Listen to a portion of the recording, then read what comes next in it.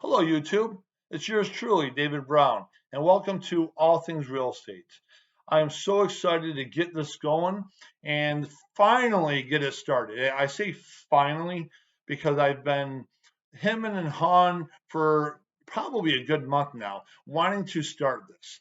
And I found myself, I got caught up in wanting the best audio and the best video and not really knowing where to start and just it just kept delaying uh, me getting moving on this. And I got to the point where I just decided I got to get moving, and start where I'm at. So I'm here sitting in my living room with my fireplace behind me. I'm looking into the low res video on my laptop, the low res audio from my laptop. I got my puppy starting to play in the background. If you hear her, that's it is what it is, right? I'm where I'm at. And I mention all this because I want to ask you, where are you? I want you to ask yourself, where are you today? And I urge you to just start there. Okay. I've been debating on what subject to talk about here today. And, instead of talking about a specific subject related to real estate, I figured I'd more or less go along the lines of mindset. Okay, to get started. And you don't have to be new if you're listening in on this and you are not new. You've been you've already purchased a home, or you're a experienced investor perhaps. I think it's fair to say that we can always start today in something new, right? So hopefully you can kind of get some inspiration with this in your new endeavor. Okay. So anyway, I've been thinking about what to talk on, and I just figured, let's talk about how to get started, right? And start where we're at. And it doesn't have to be anything fancy. You don't have to sit around waiting for the perfect time to buy or the perfect time to sell. You know, um, it's a challenging market out there. There's no question about that. At the same time, it's always been challenging in its own ways. And I challenge each of us, including myself. I challenge myself every day to not allow the objectives that we give ourselves to hinder moving forward. Okay.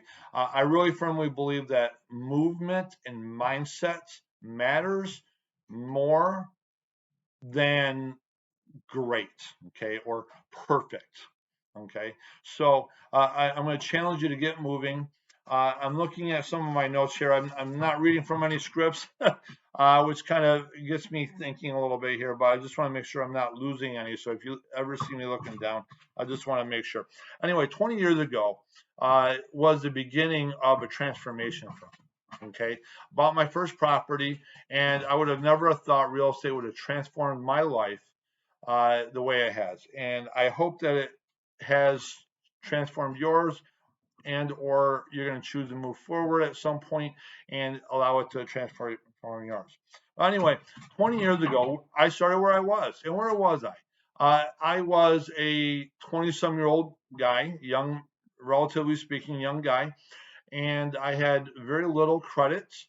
I earned below middle class income, and I reached out to a loan officer, or I reached out to a real estate agent, and then that real estate agent put me in contact with one of his loan officers, and I got pre-qualified, and I got pre-qualified for, I believe it was 35,000. I know it was in the $30,000 range, 30 to 35,000.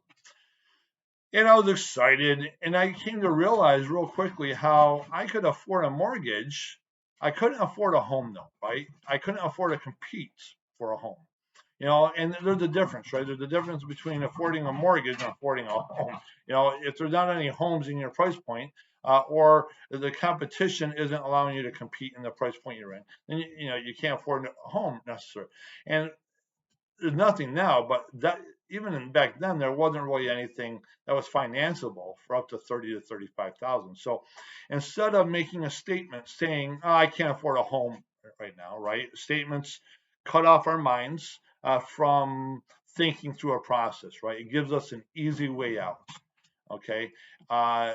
Questions allow the brain to think through the process and come up with solutions. So I asked myself, how can I afford a home? So, I figured what better way to go back to the loan officer and kind of go over some things and kind of learn. And well, one of the things that came out was perhaps I buy a multifamily, two or three family. And because the bank can take in part of the rents that would be coming in as income and add it to the income area, I could afford, I believe it was up to $80,000. So, $80,000 wasn't a really high end, it wasn't going to get me into anything special by any means. At the same time, it gave me some hope, right? It gave me opportunity to at least find something. So I bought my first property was a two family. Okay. And, I learned so much through that. I learned the importance of making a decision, right? There's going to be people around us that love us that are going to try to protect us from their failures or what they perceived as failing. So they might be that bird chirping in our ear to try to talk us out of something. I bring that up because that happened to me.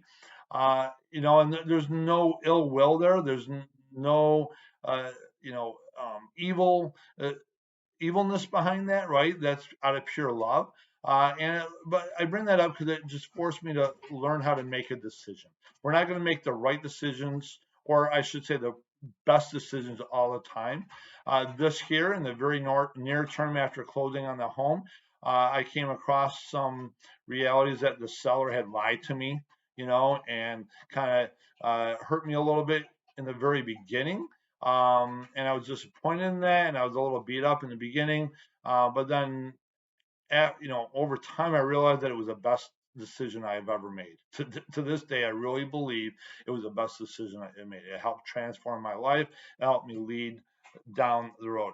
So I want to ask you, where are you today? Where are you going to start? Are you going to start? Home ownership is not for everyone. You know, um, you know,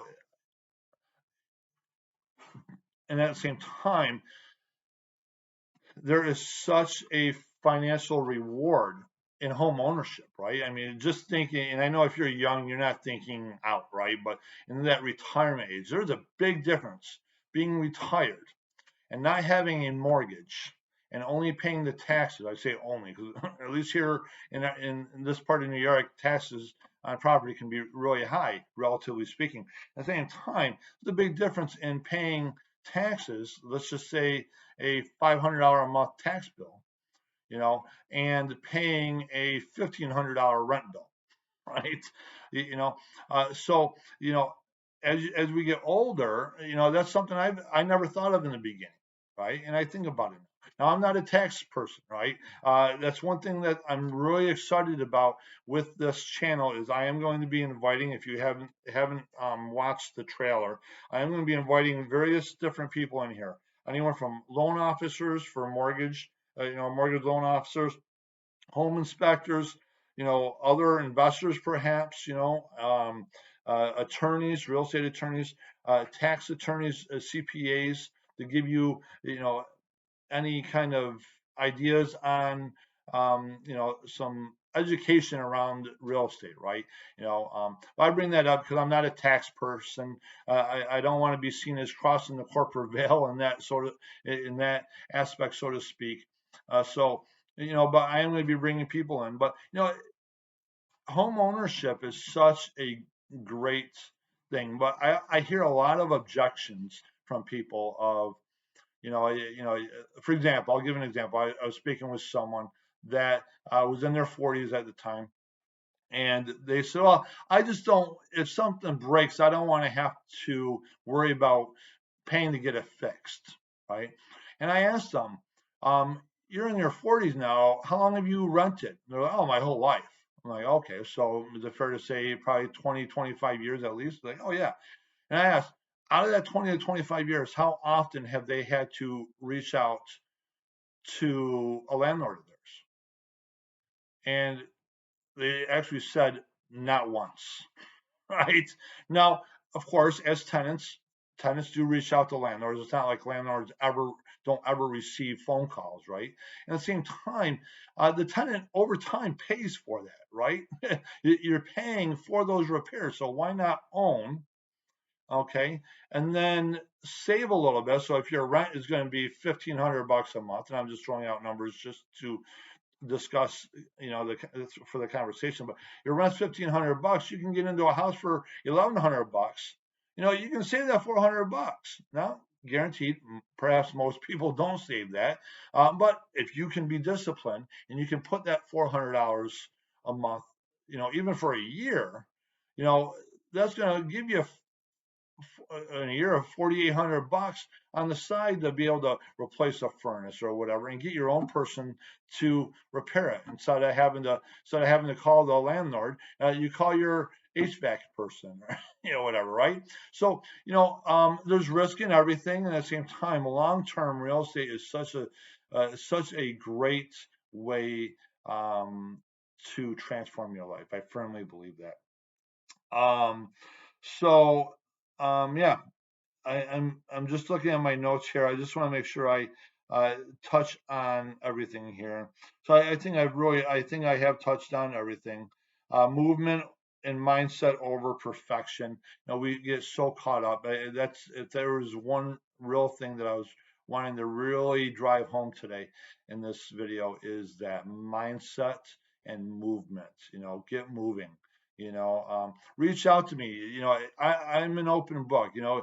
I'm not pushy at all, right? I'm all about in your time, right? So don't think that if you're going to reach out to me, all of a sudden I'm going to be hounding you to buy and or sell a home. Okay, I'm not going to. That's not who I am. Okay, I'm going to answer questions. I'm going to come from a place of contribution. Okay, ask you some questions so I can come from a place of understanding of where you're coming from. At the same time, it's going to be your decision. Okay, if you decide not to buy, not to sell, that's fine. Okay, but I challenge you that if you have been thinking about buying, okay, let me know. Reach out. Okay, get moving. Okay, don't wait for that perfect time. I've been hearing about I hear so many objections on why right now is not the time to buy. And I've been hearing that for the past 8 years since I've been a licensed real estate agent, and for the past 20 years as an investor and talking to people about real estate. And if there's one thing, there's always going to be corrections in the market. And at the same time, if there's one thing that has proven over time, is long term home values always go up, right?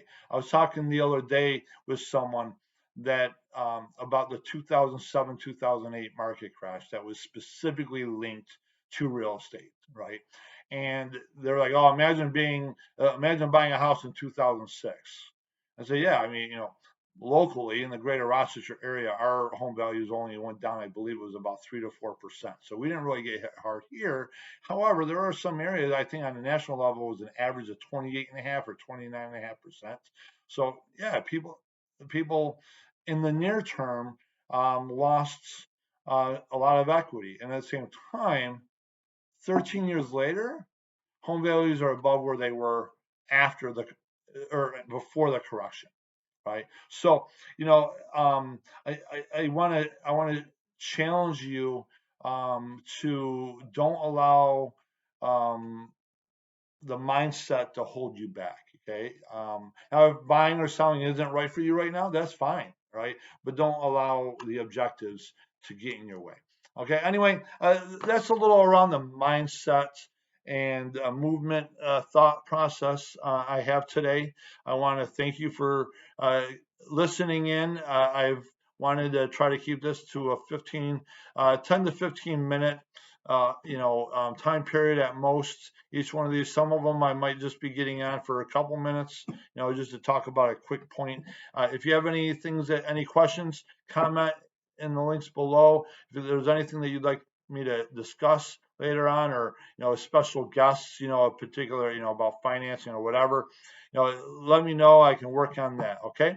That being said, again, I want to thank you for being with me here, and I look forward to future videos, and let me know how I can better myself as we are in this together, okay? Until the next video, make it a great day, and always know that I'm rooting for you. Cheers.